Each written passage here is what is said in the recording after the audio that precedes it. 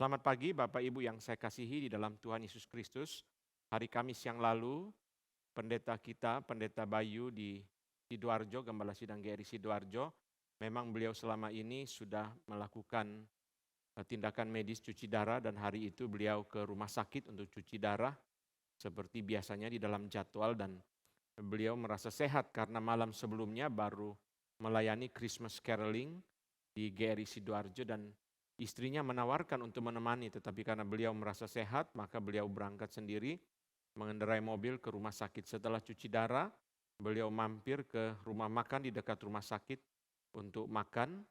Lalu waktu sudah pesan makanan itu sebelum atau sesudah makan beliau jatuh dan kemudian pingsan. Kurang lebih sekitar itu. Lalu orang di rumah makan itu mengambil HP-nya, menelpon nomor yang ada, dan singkat cerita akhirnya anak laki-lakinya datang dan membawa mobil, mengendarai mobil dibawa ke rumah sakit. Ternyata sampai di rumah sakit beliau sudah dipanggil oleh Tuhan. Pak Bayu adalah hamba Tuhan yang sudah lama melayani di Surabaya, di Jawa Timur, dan khususnya di Sidoarjo. Sehingga sebagai ketua sinode saya menjadwal ulang kegiatan saya pada hari Jumat dan langsung berangkat ke sana untuk memimpin kebaktian penghiburan pada Jumat malam dan pagi-pagi subuh pada hari Sabtu kemarin kembali ke Jakarta untuk memimpin pemberkatan nikah dan juga lanjut dengan Natal dari PA yang couple. Pada pagi hari ini subuh saya juga berangkat ke Pekanbaru karena pagi hari ini di PRI Pekanbaru diadakan kebaktian Natal. Sehingga hari ini saya memberikan renungan melalui rekaman ini. Mari kita bersama-sama berdoa sebelum kita merenungkan firman Tuhan. Tuhan, kami mengucap syukur kepada Tuhan untuk kebaikan Tuhan di dalam hidup kami. Kami mengucap syukur untuk kehidupan seorang hamba Tuhan yang setia, Pendeta Bayu, yang telah mengakhiri tugasnya di dalam dunia. Kiranya Tuhan memberi penghiburan kepada keluarga dan juga gereja yang ditinggalkan di mana hamba-Mu selama ini melayani seorang diri tanpa rekan, sehingga pekerjaan Tuhan demi pekerjaan Tuhan yang harus terus berjalan kiranya dapat dipelihara dengan baik. Kami berdoa ya Tuhan, menyerahkan renungan pada pagi ini dan khotbah yang disampaikan oleh hamba Tuhan, kiranya Roh Kudus bekerja memberkati dengan kelimpahan firman Tuhan. Kami serahkan hamba-Mu di dalam segala kekurangan, keterbatasan dia, kiranya Tuhan yang sertai. Dalam nama Tuhan Yesus kami berdoa, amin. Saya akan membagikan firman Tuhan dari Wahyu 22 ayat yang ke-16. Wahyu pasal yang ke-22 ayat yang ke-16. Saya bacakan untuk kita Wahyu 22 ayat yang ke-16. Aku Yesus telah mengutus malaikatku untuk memberi kesaksian tentang semuanya ini kepadamu bagi jemaat-jemaat. Aku adalah Tunas, yaitu keturunan Daud, bintang timur yang gilang, gemilang. Kita akan berfokus kepada satu nama dari Tuhan Yesus yang muncul di ayat ini, Wahyu 22 ayat yang ke-16, yaitu bintang timur yang gilang gemilang. Tuhan Yesus memperkenalkan dirinya sebagai bintang timur yang gilang gemilang di dalam terjemahan bahasa Inggris yang diterjemahkan langsung dari bahasa Yunani adalah the bright morning star. The bright morning star, bintang pagi yang cerah. Bintang pagi, disebut bintang timur karena matahari terbit di timur sehingga terjemahan ini juga tidak salah. Lalu kemudian karena matahari terbit di timur dan disebut sebagai bintang pagi, itu sebabnya tidak heran nanti kita akan melihat penjelasan artinya para ahli mengkaitkan pengertian daripada nama bintang timur ini dengan hari yang baru. Dengan hari yang baru, dengan dimulainya satu hari yang baru. Seperti yang pernah saya singgung di dalam khotbah-khotbah yang lalu, kenapa saya sangat menyukai pagi hari, karena pagi hari itu adalah satu gambaran daripada pengharapan yang baru. Tuhan masih memberi kesempatan kepada kita untuk memulai hari yang baru. Kalau Tuhan tidak beri kesempatan kepada kita berarti sudah selesai hari itu. Sampai dengan malam hari kita tidak diberi kesempatan lagi memulai hari yang baru. Itu sebabnya Tuhan Yesus bangkit pada pagi hari sekaligus memberikan kepada kita satu pengharapan yang baru. Jadi pagi ini sendiri sudah satu pengharapan. Itu sebabnya secara personal saya sangat menyukai pagi hari. Karena pagi hari itu sebagai tanda dimulainya hari yang baru. Mama saya yang sangat saya cintai dipanggil Tuhan pada subuh sebelum fajar menyingsing. Sebelum fajar menyingsing, dia tidak diberikan kesempatan untuk memasuki hari yang baru. Suatu waktu saya mengikuti ujian doktoral di Belanda melalui Zoom pada masa pandemi. Seorang teman dari Costa Rica pada waktu itu mengikuti ujian subuh, jam 2 atau jam 3 subuh. Dia mengikuti ujian doktoral karena di Belanda sekitar jam 11 dan seterusnya, kurang lebih seperti itu. Lalu setelah dia memperoleh gelar doktor, lalu pembimbingnya mengatakan begini, saudara memperoleh gelar doktor sekarang, sebentar lagi fajar akan menyingsing, matahari akan terbit. Ini adalah satu gambaran daripada perjalanan hidup saudara yang kami harapkan. Saudara akan memulai hidup yang di dalam masa depan yang lebih cerah, di dalam masa depan yang penuh dengan pengharapan. Saudara sekalian, hari yang baru, inilah pengertian yang sangat lekat dengan bintang timur. Bintang timur adalah pribadi yang mampu memimpin manusia yang hidup di dalam kegelapan dosa masuk ke dalam hari yang baru. Dan di dalam perjanjian baru, Murray Harris, ahli perjanjian baru mengatakan, perjanjian baru sangat menekankan istilah baru, menekankan hal-hal yang bersifat baru. Kita dengan mudah menemukan banyak sekali hal baru di dalam perjanjian baru. Perjanjian baru sendiri berbicara tentang baru. Ada ciptaan baru, anggur baru, kantong baru, langit dan bumi yang baru, Yerusalem baru. Kita menemukan banyak sekali hal yang baru. Yang lama itu sudah berlalu, yang baru itu sudah datang. Nah, saudara sekalian, saya akan khusus menjelaskan di dalam Wahyu pasal ke-22 ini dua arti daripada bintang timur dengan merujuk kepada penjelasan daripada dua orang, yaitu saudara sekalian, arti yang pertama adalah bintang timur adalah berarti Tuhan Yesus berkuasa memimpin manusia berdosa yang di dalam kegelapan ini memasuki new redemptive way. Ini penjelasan daripada Greg Bell, new redemptive day, hari yang baru, hari penebusan yang baru, hari penebusan yang baru. Itu nanti kita akan jelaskan. Sedangkan Leon Morris menjelaskan nama bintang timur ini di dalam arti yang mirip tetapi sedikit berbeda, yaitu hari yang baru tetapi bukan berkaitan dengan penebusan tetapi berkaitan dengan penderitaan yang dialami oleh pembaca kitab Wahyu. Karena kitab Wahyu ditulis untuk orang-orang Kristen yang mengalami penganiayaan yang hebat. Nah, di sini kita akan melihat dua pengertian daripada bintang timur. Yang pertama, bintang timur itu di dalam penjelasan daripada Greg Bell, dia mengatakan bahwa bintang timur berarti Tuhan Yesus telah memulai sebuah hari penebusan yang baru, a new redemptive day, yang nanti akan memuncak di dalam kedatangan Tuhan Yesus yang kedua kali. Tuhan Yesus mampu memimpin manusia berdosa di dalam kegelapan dosa untuk memasuki hari penebusan yang baru. Hari penebusan yang baru berarti apa? Berarti seperti yang dikatakan dalam 2 Korintus 5 ayat 17, yang lama sudah berlalu, sesungguhnya yang baru sudah datang. Mereka sudah meninggalkan kegelapan dosa, sekarang memasuki hari penebusan yang baru, yang disebut di dalam surat Roma sebagai hidup yang baru, hidup yang sudah meninggalkan dosa, yang disebut oleh surat 2 Korintus sebagai ciptaan yang baru. Paulus menyebut itu juga di dalam surat-surat yang lain dengan istilah ciptaan yang baru. Di dalam kitab Wahyu, orang berdosa itu disebut dengan istilah diam di bumi. Mereka yang diam di bumi. Ini adalah gelar yang dipakai oleh kitab Wahyu untuk menggambarkan orang berdosa. Dan di dalam kitab Wahyu, orang berdosa mempunyai 3 ciri. Pertama adalah penyembah berhala, kedua adalah orang-orang yang berzina, dan yang ketiga mereka yang penganiaya orang-orang percaya atau orang-orang Kristen. Di dalam kitab Wahyu, orang berdosa disebut sebagai mereka yang diam di bumi dan diberikan 3 ciri, dijelaskan 3 ciri dalam kitab Wahyu. Yang pertama adalah penyembah berhala, yang kedua adalah orang yang berzina, yang ketiga adalah orang yang menganiaya orang-orang Kristen, menganiaya orang percaya. Sebagai bintang timur yang gilang gemilang, Tuhan Yesus mampu memimpin orang-orang percaya, orang-orang berdosa, sebagai orang percaya meninggalkan penyembahan berhala, meninggalkan perzinahan, meninggalkan akan segala macam dosa, termasuk Rasul Paulus sendiri. Yang sebelumnya adalah orang yang menganiaya orang percaya, Tuhan memimpin dia masuk ke dalam new redemptive day, hari penebusan yang baru, menjadi seorang yang bukan saja tidak menganiaya orang percaya, malah memanggil semakin banyak orang menjadi orang percaya. Kita melihat perempuan yang tertangkap basah berzina, kita melihat tukang tenung yang ada di kota Filipi itu. Dan banyak lagi contoh yang lain. Bahwa firman Tuhan, bahwa Kristus sebagai bintang timur yang gilang gemilang itu mampu memimpin manusia berdosa untuk keluar dari penyembahan berhala, keluar dari perzinahan, keluar dari penganiayaan kepada orang Kristen. Ini hanya mewakili begitu banyak daftar kejahatan di dalam perjanjian baru. Tapi inilah daftar kejahatan yang sering disinggung di dalam kitab Wahyu. Untuk memasuki hari penebusan yang baru berarti apa?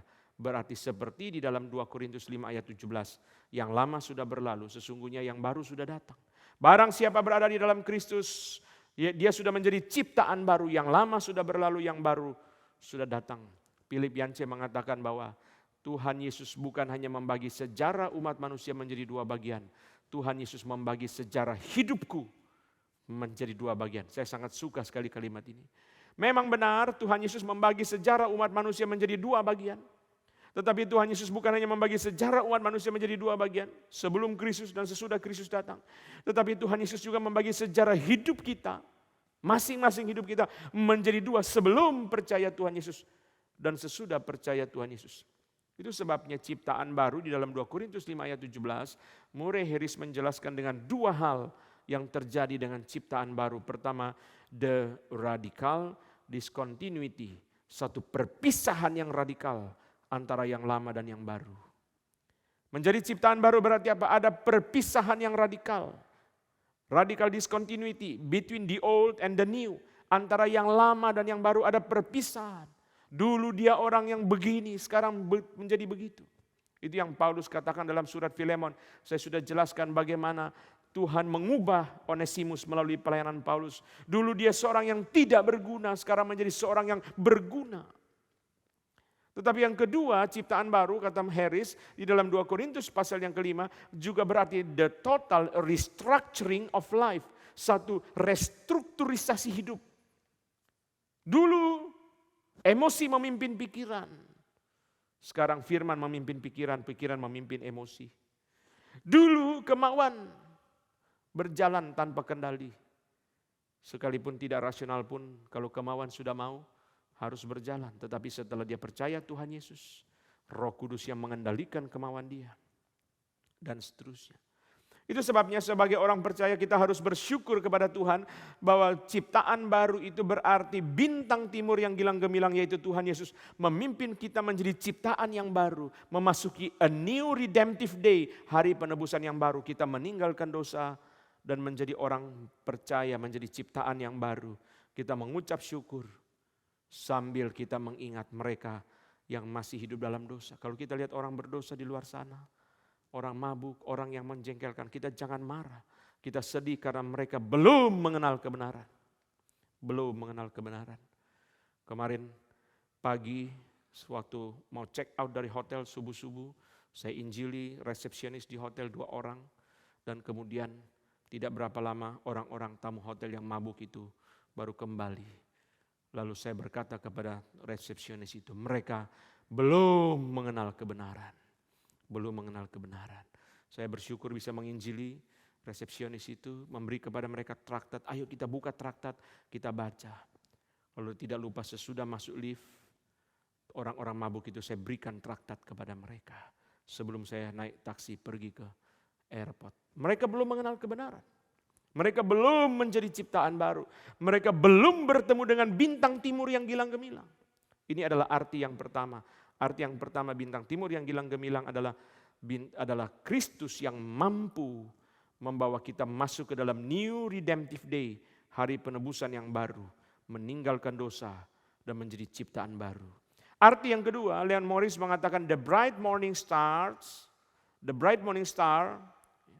mengumumkan, ya, bintang timur yang gilang gemilang itu mengumumkan a new day yang sangat diperlukan oleh siapa?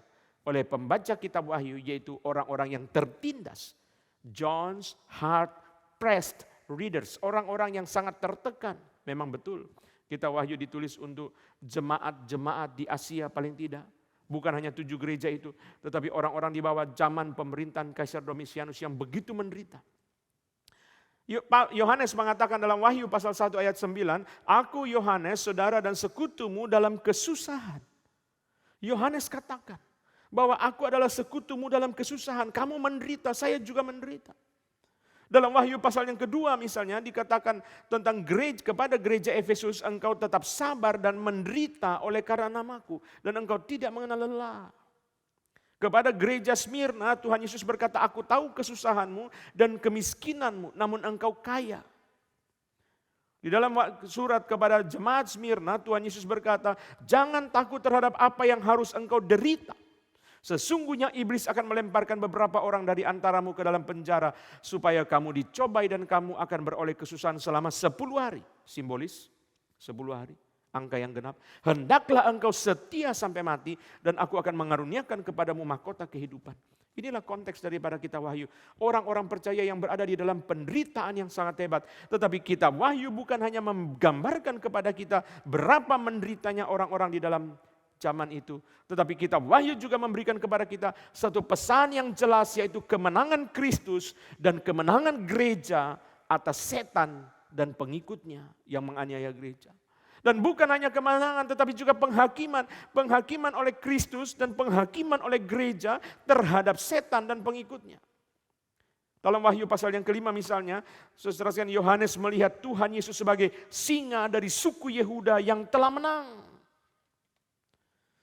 Itu sebabnya ayat kunci menurut William Hendrickson, ayat kunci daripada kitab Wahyu itu ada di dalam Wahyu 17 ayat 14. Mari kita lihat. Wahyu 17 ayat yang ke-14. Inilah ayat kunci yang menggambarkan seluruh kitab Wahyu. Mereka akan berperang melawan anak domba, tetapi anak domba akan mengalahkan mereka. Itu orang-orang yang diam di bumi, orang berdosa. Itulah mereka. Mereka akan berperang melawan anak domba, tetapi anak domba akan mengalahkan mereka, karena ia adalah Tuan di atas segala Tuan dan Raja di atas segala Raja. Mereka bersama-sama dengan dia juga akan menang, yaitu mereka yang terpanggil, yang dipilih dan yang setia. Menang, pasti menang. Yohanes melihat bahwa orang-orang percaya yang dibunuh itu, jiwa mereka ada di dalam sorga dan menang. Dan menghakimi dan bertata bersama dengan Kristus. Kita bisa terus membaca. Setiap surat-surat yang diberikan kepada 7 gereja selalu diakhiri dengan barang siapa menang. Dia akan kuberi makan dari pohon kehidupan, barang siapa menang. Dia tidak akan menderita oleh kematian yang kedua. Barang siapa menang, barang siapa menang, barang siapa menang. Kalau dia sudah menyelesaikan pekerjaannya sampai kesudahannya, dia akan kukaruniakan kuasa atas bangsa-bangsa. Dan dia akan duduk bersama-sama dengan aku di atas tahta. Aku tidak menghapus namanya dari kitab kehidupan. Jelas ada pesan kemenangan. Kemenangan atas penderitaan. Seperti yang sudah kita singgung di dalam khotbah yang lalu, Roma 8 ayat 37. Oleh dia yang mengasihi kita, yaitu Kristus yang disalibkan, dia mampu menjadikan saudara dan saya menjadi lebih dari pemenang. Konteks apa? Bintang timur artinya Kristus mampu memimpin orang percaya menjadi lebih dari pemenang di dalam segala macam penderitaan. Itu artinya, arti yang kedua. Dia mampu memimpin orang percaya untuk menjadi lebih dari pemenang di dalam segala macam penderitaan. Tugas kita adalah datang kepada Kristus. Tugas kita adalah mengenal kasih Kristus. Karena Roma 8 berulang-ulang ditegaskan bahwa tidak ada yang mampu melepaskan kita dari kasih Kristus. Itu sebabnya sebagai orang percaya kita nggak boleh khawatir. Kita mempunyai bintang timur yang gilang gemilang. Pasti menang melawan penderitaan. Tetapi pertanyaannya adalah seperti Paulus bilang, apakah kita memiliki pikiran Kristus? Pertanyaannya adalah apakah kita menghormati Kristus? Apakah kita menghormati Roh Kudus yang tinggal di dalam diri kita? Apakah kita menghormati Tuhan yang Maha Hadir? Apakah kita menghargai darah Kristus yang ditumpahkan? Apakah kita menghargai penderitaan Kristus yang ada di Bethlehem? Yang sekarang sudah disamarkan oleh berbagai macam Natal di dalam gereja, menyamarkan suasana penderitaan di Bethlehem itu. Bintang timur yang gilang gemilang mampu melakukan 2 hal. Pertama, memimpin kita keluar dari kegelapan dosa menuju kepada hari penebusan yang baru. Kedua, memimpin kita keluar dari kegelapan penderitaan menuju kepada hari kemenangan yang baru. Inilah bintang timur yang gilang gemilang. Saya mau mengakhiri dengan 2 Petrus 1 ayat 16. Mari kita lihat 2 Petrus. Istilah bintang timur muncul juga di dalam 2 Petrus pasal 1 ayat yang ke-16. Ayat yang ke-19, saya baca dari ayat 16, 2 Petrus 1 ayat yang ke-16 sampai 19. Sebab kami tidak mengikuti dongeng-dongeng isapan jempol manusia ketika kami memberitahukan kepadamu kuasa dan kedatangan Tuhan kita Yesus Kristus sebagai Raja. Tetapi kami adalah saksi mata dari kebesarannya. Kami menyaksikan bagaimana ia menerima kehormatan dan kemuliaan dari Allah Bapa ketika datang kepadanya dari suara dari Yang Maha Mulia yang mengatakan, inilah anak yang kukasihi, kepadanya lah aku berkenan. Suara itu kami dengar dari sorga ketika kami bersama-sama dengan dia di atas gunung yang kudus.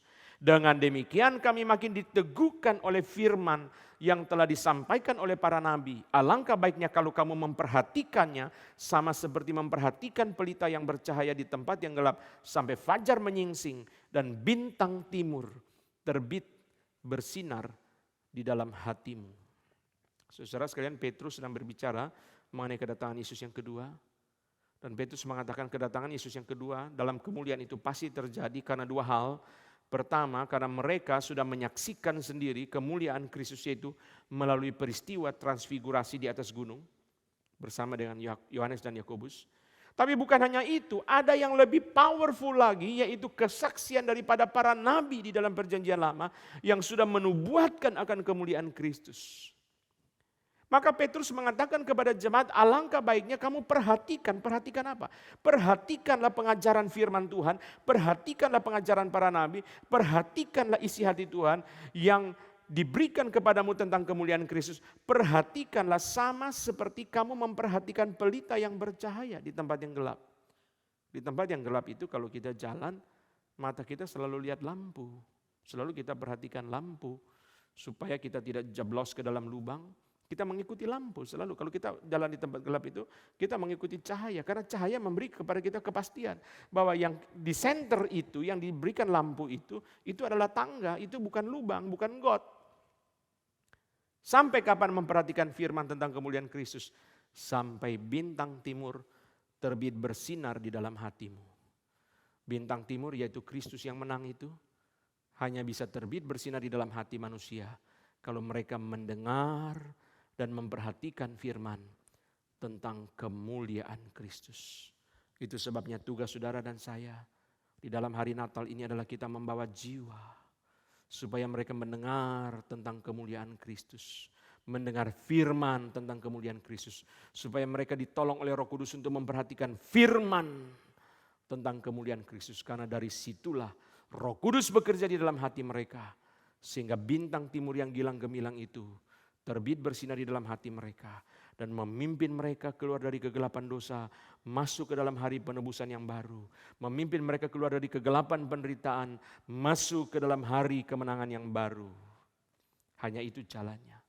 Tugas saudara dan saya bukan masuk ke dalam gereja menikmati perayaan Natal seperti yang dipalsukan oleh dunia. Tugas kita adalah seperti orang Majus. Tetapi kita tidak membawa emas, kemenyan dan mur. Kita membawa jiwa-jiwa datang kepada Tuhan. Di dalam sepanjang bulan ini ada banyak sekali kesempatan kita membawa jiwa. Mari kita membawa jiwa.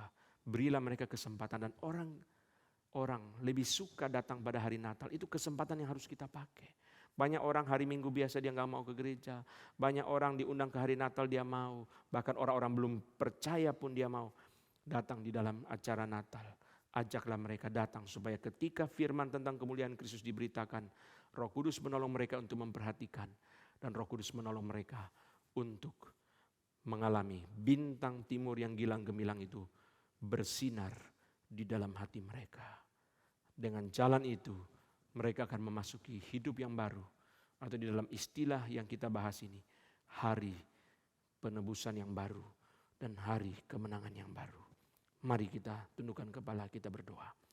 Tuhan, kami mengucap syukur untuk firman Tuhan yang kami renungkan pada pagi ini. Kiranya Roh Kudus bekerja di dalam hati kami, menggerakkan kami Tuhan untuk kagum kepada karya Tuhan.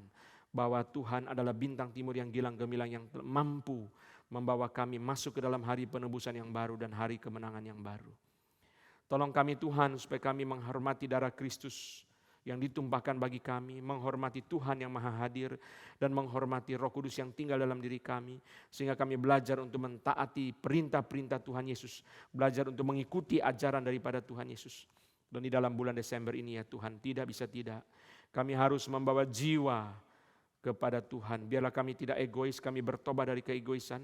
Biarlah kami pulang, kami berlutut dan mendoakan beberapa nama yang akan kami ajak dan menghubungi mereka dan mengundang mereka untuk datang ya Tuhan. Sehingga mereka boleh datang dan mendengar firman tentang kemuliaan Kristus. Kami berdoa supaya Roh Kudus bekerja. Sehingga melalui firman tentang kemuliaan Kristus mereka boleh memperhatikannya.